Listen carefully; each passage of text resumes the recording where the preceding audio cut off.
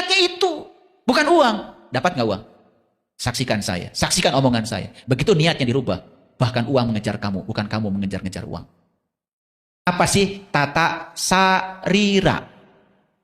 Tata sarira itu ngaji diri. Kata orang Sunda mah, mesek awak nyuai badan. Mesek itu artinya membuka, awak itu tubuh. Jadi artinya apa? Mesek awak nyuai badan artinya membuka rahasia yang terkurung dalam tubuh. Sudah dibuka nggak rahasianya? Nah itu makanya kita harus menjelajahi diri. Ternyata diri ini luar biasa.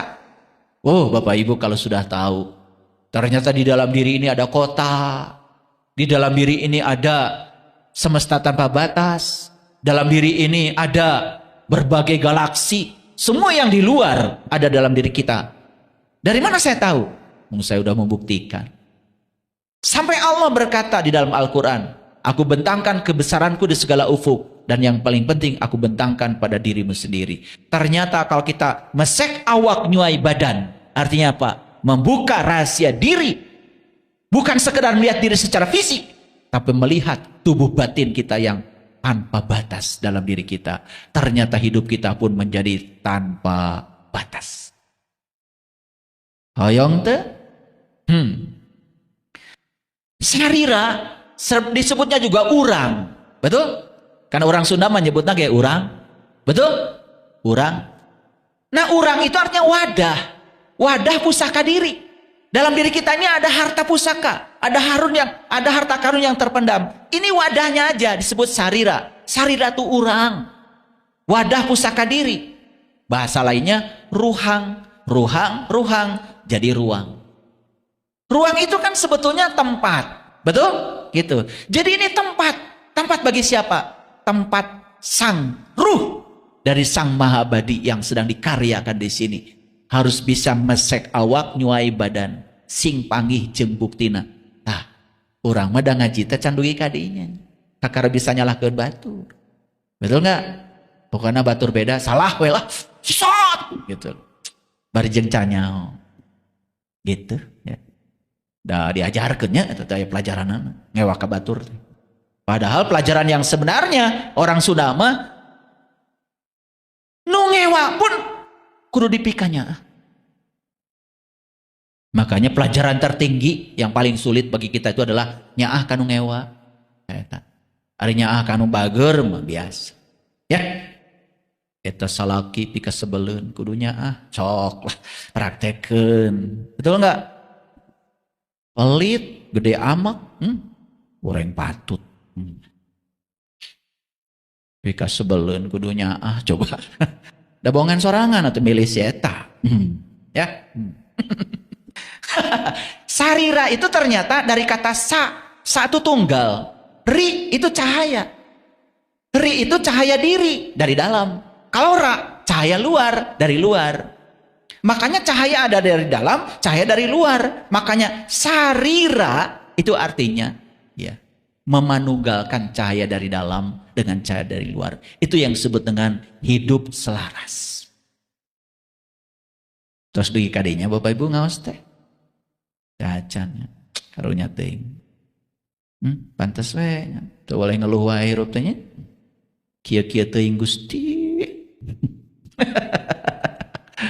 Eta umur geus beak, geus asar.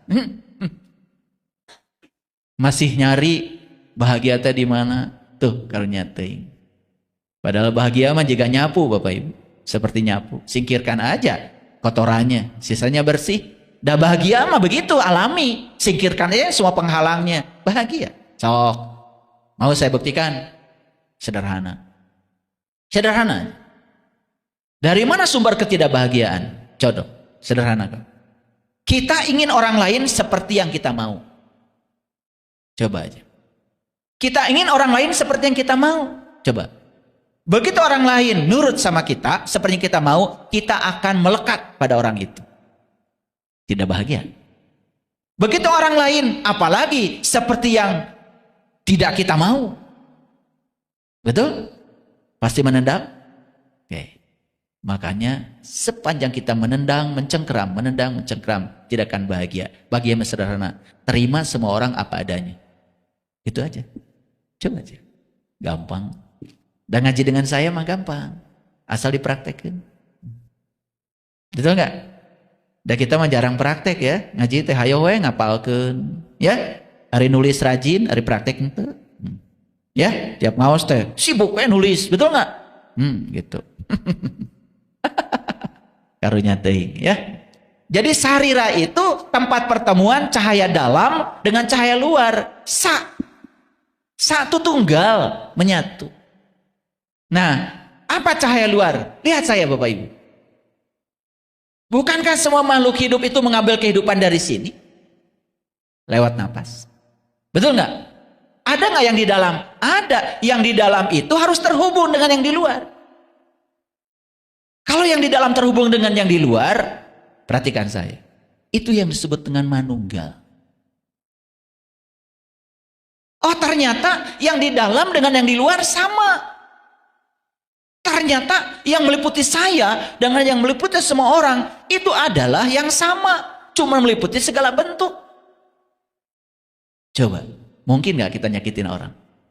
Enggak, ternyata Allah yang meliputi semesta raya ini. Dia adalah meliputi saya dan meliputi semua makhluk di semesta ini. Gitu. Makanya Allah teh nyalira. Tapi sanes salira. Nyalirana Allah mah nyaliara. Tuh, nyaliara itu meliputi semua makhluk. Allah teh mong hiji.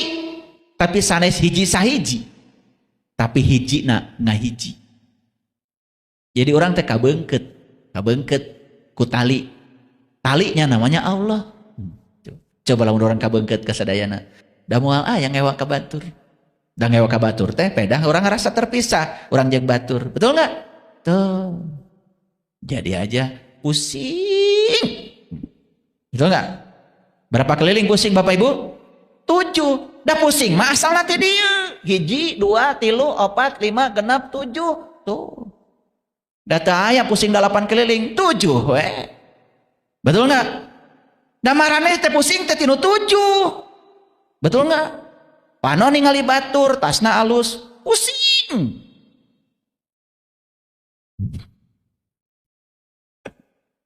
Betul enggak Bapak Ibu? Makanya orang tua kita mah aduh saking pinternya kalau ngomong itu enggak sembarangan. Pusing 7 keliling. Muncilah K12. Da teu ngalarti wae maraneh mah. Ari ngaji nyalakeun batur wae. Cilaka mah 12. Makanya angka 12 di Quran paling banyak. Nabi Musa memukul batu terpancar 12 mata air. Nabi Muhammad pun lahir tanggal 12 Rabiul Awal. 12 tuh bahasa simbol. 1 dan 2. 12 kan hiji jeung 2. Hiji teh saha? Hiji itu adalah diri sejati kita. Nu 2 saha? Allah dan Rasulnya. Kenalkan diri sejatimu pada Allahnya, kenalkan pada Rasulnya. Mun hiji geus pagi jeung 2, Rabiul Awal. Awal mengenal Rob, moal cilaka. Maka cilakana ge teu aya 11. Ieu mah mahal teuing nya ilmu teh. Aduh gratis deh. Dah kalian mah mohon maaf ya. Leluhur kita kalau bicara tuh tadi perhatikan. Kalau sadar kecil, kritis kalau sadar kecil. Nah, hari lieur, hari pusing 7 keliling. Nah, sarua jeung 7 kali tawaf di Mekah. Sarua dengan 7 batu melempar jumroh. Sarua jeung 7 bolak-balik Safa dan Marwah. Karena semua yang membuat kita pusing itu iya nu 7. Sagala anu kadangu pikiran ku maneh. Sagala anu kadeuleu pikiran ku maneh. Sagala anu kaambe pikiran ku maneh. Nu diomongkeun ku batur pikiran ku maneh. Sok rek teu pusing kumaha. Paham? Ngaraos teh ka mana wae sih. Makanya kita tuh ngaji jadi kemana-mana aja. Yang dekat di sini tidak pernah diurus. Padahal sederhana. Kenapa saya pusing? Dari sini. Dari jaga, dari riksa. Gitu. Mau ya dijaga, diriksa, masuk beres. Makanya begitu pikiran diam, alam semesta akan melayani. Praktekan.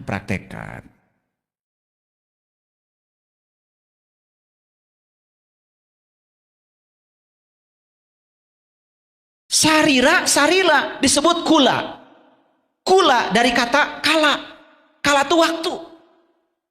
Nah, waktu dalam tradisi para Hyang, leluhur kita di Sunda, waktu itu adalah antara.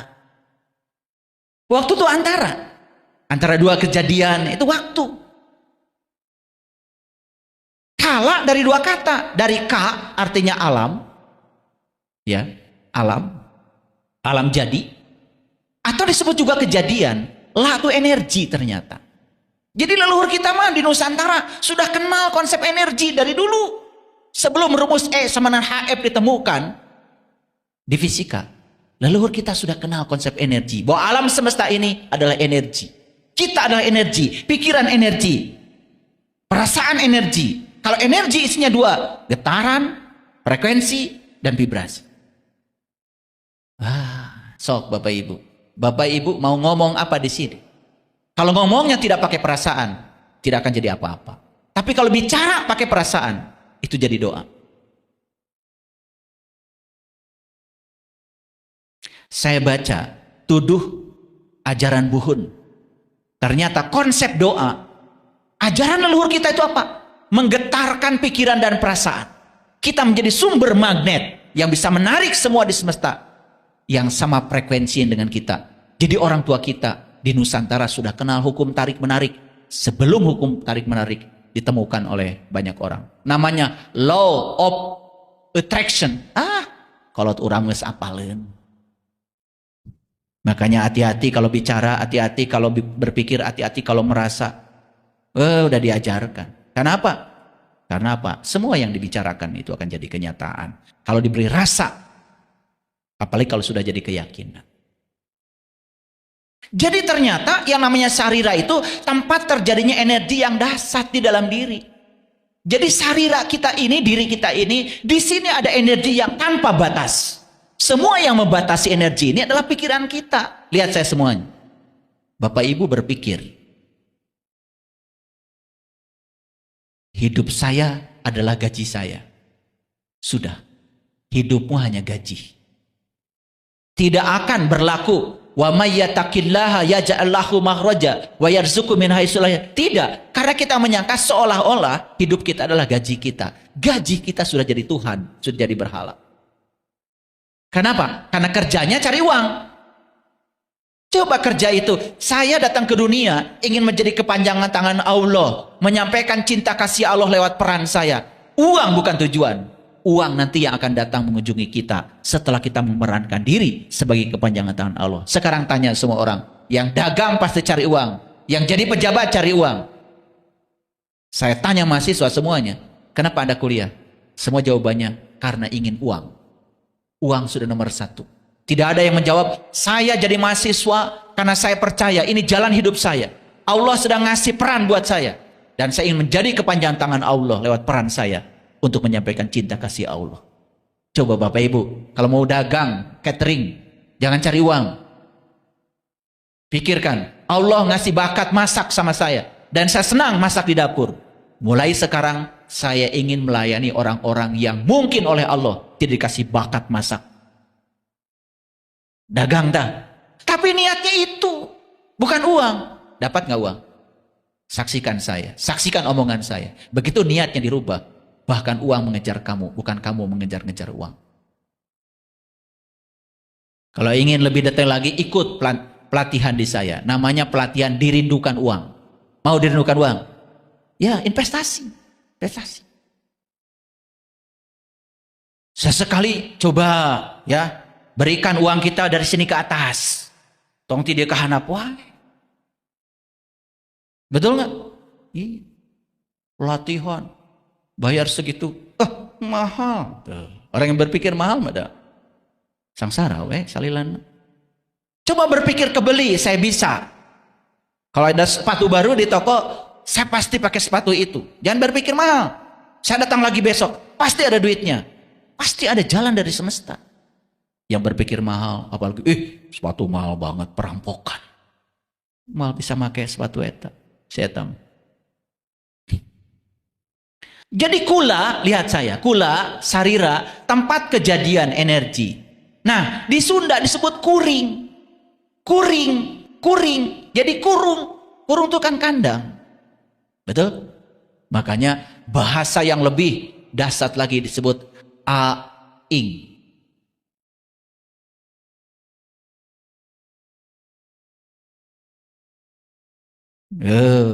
Kalian mah gak ngerti. Ing itu getaran. Aing. Nanti ya saya bahas aing. Harus 4 SKS kuliah itu. Khusus aing. Makanya ya orang Sunda kalau sudah menunjukkan kesundaannya aing, persib nu aing. Bapak aing, gitu. Kan kita mengatakan, wah itu kasar, bisanya cuma gitu aja kalian. Gak ngerti. Kalau itu sedang menunjukkan jati diri. Sedang menunjukkan kalimat lana a'maluna walakum a'malukum. Ini kajian saintifik. Makanya ada yang mencemooh saya. Saiful Karim bukan ustadz. Ya kata siapa? Pernah nggak saya mengenalkan atau saya menyebut Ustadz Saiful Karim? Enggak. Saya nulis di YouTube Saiful Karim aja. Kan saya bukan siapa-siapa. Bukan kiai. Ya iya bukan. Bukan ulama. Apalagi dandanannya kayak gini. Tapi pendeta. Alhamdulillah. Kan pendeta mah bagus. Betul nggak? Orang yang terpandang di agama Nasrani.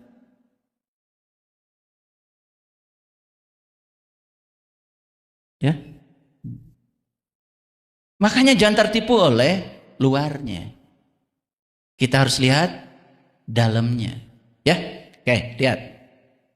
Tata sarira itu mengenal diri supaya bisa pulang mulih kajati mula kaasa. Mulih kajati, siapa yang mulih kajati?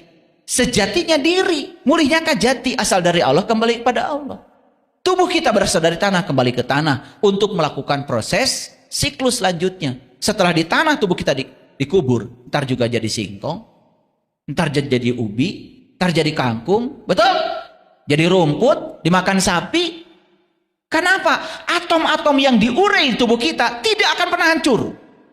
Disebutnya juga unsur. Saya cerita atom dulu supaya ngerti tadi. Nanti jadi singkong dimakan lagi kan sama ibu bapak. Ibu bapak pelukan, kan jadi lagi tubuh baru. Begitu aja terus. Itu namanya siklus tubuh. Terserah nyebutnya mau apa. Saya sebut siklus aja, banyak yang alergi.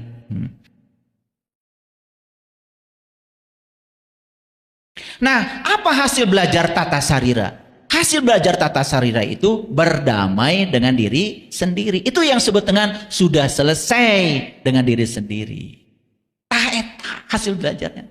Kalau sudah selesai dengan diri sendiri, soklah. Mau tata warga, mau bikin kula warga, mau bikin warga kula, mau tata negara, mau tata buana, mau tata surya, beres.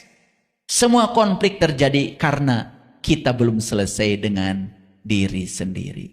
Bapak ibu, lamun dites sadayana di dia, wah ini lulus. Selesai dengan diri sendiri, sederhananya begini. Kita ini sudah tidak butuh yang di luar. Kita sudah bisa memenuhi semua kebutuhan dari dalam. Contoh sederhana, Bapak ibu nih, yang bahagia nate. Kalau yang di luar memuji kamu, bahagia. Yang di luar mencela kamu, langsung jatuh. Itu belum selesai. Belum selesai. Saya tahulah yang di ruangan ini. Semua can beres. Makanya di Sunda itu ada salam. Namanya Sampurasun. Keren leluhur kita. Sampurasun. Sampurna ingsun. Itu doa. Supaya kita ini selesai dengan diri kita sendiri. Itu Sampurasun. Makanya jawabannya rampes, rampak, beres. Dan kalian kalau ngomong teh asal aja. Saya bilang Sampurasun, rampes. Naon ibu rampes? Teh indah batur kayak gitu. Dasar area di masjid teh nyebutna teh rampes, mun aya Sampurasun. Itu doa. Begitu saya bilang Sampurasun, sampurna insun. Jawab, rampes. Saya harus beres. Gitu. Ya. Sadar nggak? Nah makanya bahayanya ngaji dengan saya itu ini. Jadi sadar. Itu bahayanya ngaji dengan saya. Oke, lanjut dulu. Nah, makanya kalau orang sudah selesai tata sarira, berikutnya dia ketika tata warga membangun komunitas, baik kula warga yang kecil maupun warga kula yang lebih besar dari itu. Beres. Kenapa? Karena hasil belajar tentang tata sarira dibawa ke dalam tata warga. Kalian ketika mohon maaf ya, berumah tangga, bikin kula warga, si kula bergabung jadi warga, semua membawa egonya sendiri-sendiri. Semua belum beres. Bayangkan ya. Tuh, kan konflik.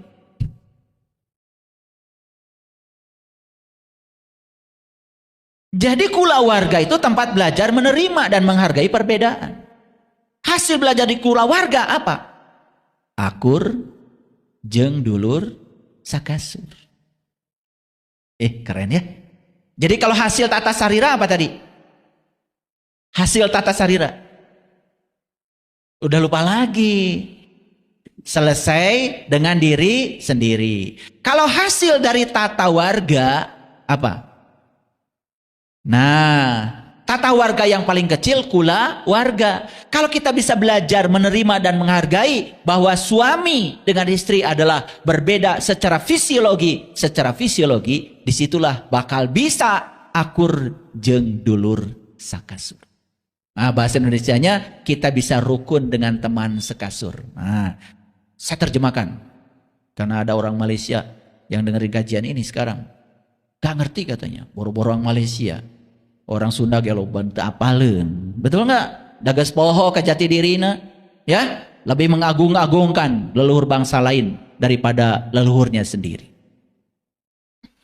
Nah, warga kula, nah tadi masyarakat, ya, kampus, organisasi, perusahaan, partai, sekolah, di situ lebih luas lagi. Bayangkan sekarang, tata sarira nggak sukses, masuk ke kula warga nggak sukses. Masuk ke warga kula, tambah amburadul. Tidak punya prinsip, jadinya apa? Jadi orang lain. Tuh, lama kita sudah jadi diri palsu. Nah, hasil belajar warga kula, di organisasi, di partai, di apa, di masyarakat, apa itu? Akur jeung dulur sadapur. Sadapur tahu? Rukun dengan saudara sedapur. Nah kalau tadi kan dengan saudara sekasur. Kalau sedapur itu dengan kakak, dengan adik. Itu sudah komunitas besar itu. Nah lebih jauh lagi. Akur jeung dulur sasumur. Rukun dengan saudara sesumur. Kalau dulu kan orang tua kita. Sumur itu kan di luar. Kalau sumur itu kan biasanya dipakai untuk 2-3 rumah satu sumur. Gitu enggak? Aduh. Nah kenapa kita tidak akur? Karena kita belum selesai dengan diri kita sendiri. Ini masalahnya. Karena kita sedang jadi diri palsu. Kudu balik deui saur Quran tadi. Bunuh dirimu. Bunuh topengmu. Bunuh diri palsu. Nah ini kalau tidak tuntas hari ini. Kajiannya kayaknya harus dibagi 2. Ini masih panjang.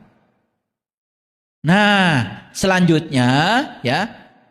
Ada peribahasa kalau di Sunda. Kacai jadi salewi. Kadarat jadi salebak. Nah bahasa Indonesianya rukun gitu aja. Hese diterjemahkan. Karena bahasa itu rasa, ya. Hese. Ya, jangan minta diterjemahkan susah. Kacai jadi salewi, kadarat jadi salebak. Ke air jadi sesungai, ke darat jadi sedanau. Salebak, jadi sekampung. Susah. Makanya gampang lah. Kacai jadi selewi, kadang rukun gitu aja. Makanya ada rukun tetangga, ada rukun kampung. Keren kita mah. Cuman kita udah lupa dengan semua itu. Pokoknya ingat sama Pak RT itu kalau bikin KTP aja. Betul nggak? Tidak pernah sadar kenapa istilahnya rukun tetangga. Itu kan artinya kita ini harus rukun dengan tetangga. Orang yang belum beres dengan diri sendiri, wal bisa. Kau mau panas baranan. Ya itu yang pusing 7 keliling tadi itu. Nah, ada namanya tata wilayah, tata negara. Tata wilayah itu mengurus wilayah yang akan memberikan kehidupan kepada kula warga dan warga kula. Sama dengan mengurus raga sarira. Luar biasa Bapak Ibu. Makanya nih, lihat saya. Mengurus warga, mengurus raga sarira ini. Kalau orang yang sukses mengurus sariranya, dia akan bisa mengurus wilayahnya. Kenapa? Dia sadar kita tidak akan bisa hidup tanpa wilayah. Betul? Dan tidak daya ibu bapaknya pada tuang ayeuna melak pare heula teu aya kan? Teu aya. Laras teu? Iya. Dapat tani oge. Kanggo tuang dinten ayeuna namanya titah tangga. Laras? Iya. Tidak ada yang bisa sendiri, tidak bisa. Maka kita perlu tata wilayah, tata negara. Wah, lebih jauh lagi. Makanya kalau di Sunda itu ada kata kering, gunung anu jantan tetengger nagara. Makanya kenapa kata gunung di Quran banyak. Coba aja Bapak Ibu lihat Quran digital Departemen Agama, klik kata gunung, banyak. Bahkan ketika Nabi Musa ingin melihat Tuhan, ya Tuhanku, nampakkanlah diri engkau kepadaku agar aku dapat melihatmu. Apa kata Allah? Kamu tidak akan sanggup melihatku, lihatlah gunung ini. Kenapa gunung? Gunung. Makanya kata-kata orang Sunda, gunung anu janten tetengger nagara. Jadi gunung itu yang menjadi pasaknya bumi. Maka tubuh manusia juga punya gunung. Disebut Sang Hyang Sirah. Dari Sang Hyang Sirah sampai Sang Hyang Dampal. Coba Bapak Ibu lihat saya semua. Yang mengendalikan tubuh Bapak Ibu mana? Ini kan? Betul nggak? Ini kan? Coba orang stroke aja terganggu di sini, udah lumpuh semua tubuh. Nah sekarang pertanyaan saya, Bapak Ibu bisa nggak ngurusi ini, mupusti ini? Tadi ngejaga yang 7 supaya liar 7 kuriling teh. Betul nggak? Kalau di sininya beres, ke sini pasti beres. Lihat ya, kalau orang sakit di sini, sebetulnya sakitnya tuh di sini. Sakitnya tuh di sini. Lain di dia sakitnya bukan di sini. Makanya spiritual di sini, intuisi di sini, mental di sini, energi di sini. Kalau orang yang tidak beres di sininya, sakit di bawahnya.